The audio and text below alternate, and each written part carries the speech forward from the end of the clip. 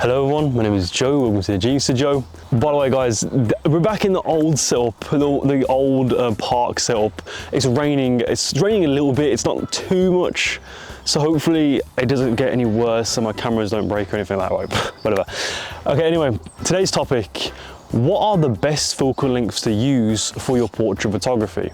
Well, the answer is, it depends. Well, before we start, I just want to quickly introduce myself. My name is Joe, of course. I'm a professional portrait photographer looking to help other portrait photographers like yourself go from creating quite bland and boring work to creating work with a distinctive style that actually stands out to the rest of the competition and to get you more clients. So if that seems interesting to you, please subscribe to the channel, and once I've gained your trust and you want to learn even more about portrait photography, top links in the description is my one-to-one portrait photography coaching program where I personally go on calls with you, I critique your portrait work, and I just provide you any photography advice that I have gained over multiple years of experience so you can get it right from the start and waste no time at all.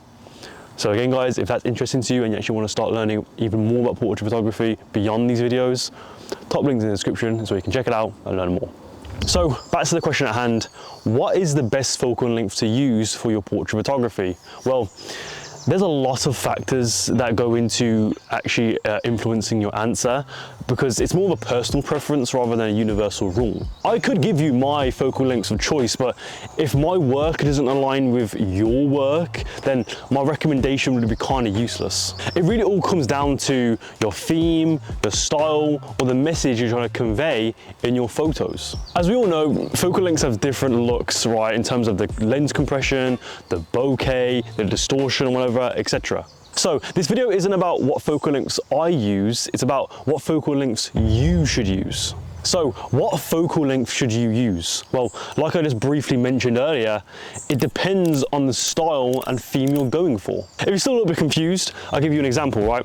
Let's say if you want to do a portrait shoot and you want to have that more fun and erratic and chaotic emotion behind your photos. Well, if that's the case, you may want to use wider lenses, so like a 35mm or 24mm, as that creates the most distortion as you get closer up to the model's face. It almost as if it puts you in like this new world or this new perspective on things, right? Because it looks very different to what real life is. When you get like if you've ever seen, or when you get like a wider lens and you kind of go into, when you punch into something, right, like someone, it looks very different. Obviously the faces look wider, they look bigger, and that's something that you may want to have in your photos. And like I said in my video about breaking the rules as a portrait photographer, which by the way I'll put up here, I think it's this here, right? In that video I literally say, you don't have to make the model look as attractive and as flattering as possible. So you don't have to always use telephoto lenses using 85mm, using 105mm, whatever, right, to get the most flattering look on the face. Just because you start shooting wider lenses doesn't mean your model's gonna start looking ugly, you know what I mean? Yes, obviously you could shoot on a 50mm, you could shoot an 85mm to get the most flattering and attractive look on your model, but like I said earlier, if you want to go for that theme of more fun and chaos and all that type of stuff, right, I don't think those lenses are going to be most ideal for you. Guys, you need to adjust all factors in your photo to get the theme or look that you're going for, not just one or two things. Don't only just change your lenses or only just change your lighting or costume design or whatever.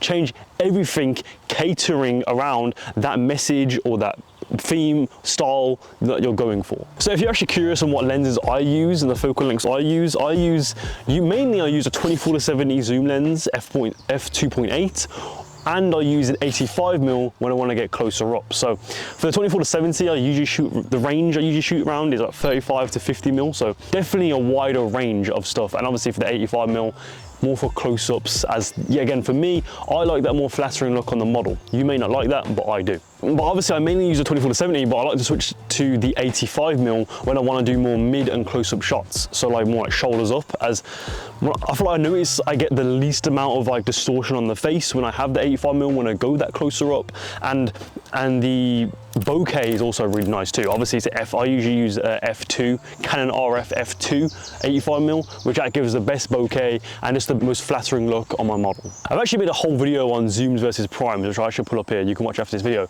But I mainly like to use zooms because I like that flexibility, right? But I feel like my work is the exact opposite to the example that I just gave you of that more wider lenses, more distorted look. I like to get the most flattering look on my models. That's why I use 85mm and 70mm and all that sort of stuff. Train, fucking hell. I like to give off the feeling that the model is being watched, right? Which you do get when you start shooting at the 50s and the 70mm, right? Or the 85mm.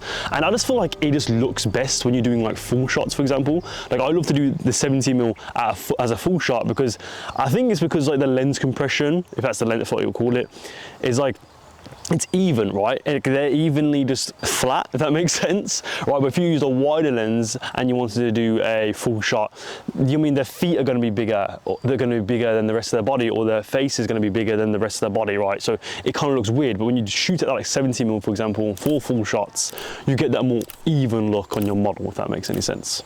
And also, I like a lot of fashion stuff too. So, and they tend to use like similar focal lengths, like 24 to 70. So because they use that, I like to do that too, because I want to get the same look, you know what I mean? And by the way, guys, don't feel obligated to get certain types of shots that may seem cool at the time, but if it doesn't align with your theme or your style, just don't do it.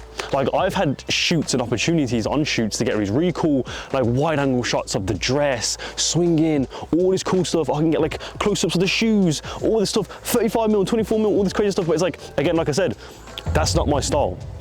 I don't like that wide angle type of like chaotic look. I like that more compressed look with the 85mm and stuff like that, the more relaxed look, if that makes any sense, right? So I don't do them. So again, like if there is a shot that you feel that would be really cool, but if it doesn't align with the style that you're going for, don't do it. Obviously you could do it to experiment a bit if you want to see what it looks like, if you want to do it, but it may look cool, other people may love to see it, but at the end of the day, guys, it's your work. It's your work. Get the photos that you want to get. Don't do photography just to impress other people. But yeah, if you don't have like a concrete style yet and you're still figuring out what you want to do everything. Just do those wider angle shots, do the more 85mm type of shots, do that. But I'm just saying, if you have that more style and you kind of have this idea of what type of style you're going for, just stick to that, in my opinion, because that's going to be good for your portfolio, as it has a distinctive style, but also a consistent style. So clients can see that and be like, okay, they know what they're going to get. But I think the issue of a lot of portrait photographers is their work and their portfolio is too vast, right? There's too much going on. It's very diverse, and not in a good way, but in a way where it's like, what the fuck is your style? There's no consistency, right? So if you want to get more clients, it's better to have a more consistent portfolio, as the client knows what they're gonna get if they do hire you. Anyway, guys, that's it for the video. Thank you for watching. Hope you guys found this useful, and I hope I helped you find your right focal length to use for your next portrait shoot. And if you want any more guidance on finding the right focal length or anything to really do with portrait photography, again, guys, top links in the description is my one-to-one portrait photography coaching program, where I will do just that. If you want to learn the basics of lighting, I actually have a full lighting course available, link below. Very cheap, very easy. It's just a nice in-depth lighting course that you can learn everything to do with portrait lighting and just understand how professionals light on their sets. I also have my free exposure triangle guide, so if you're struggling with the basics of your camera, like shutter speed, aperture, ISO, that's a free guide, link below. All you need to do is go on my website, scroll down a bit, see this little block, put your name, your email address in, click get your guide, and I'll send you that guide for free. Anyway, guys, that is it. Click on any of these videos here. Oh, is it here? Yeah.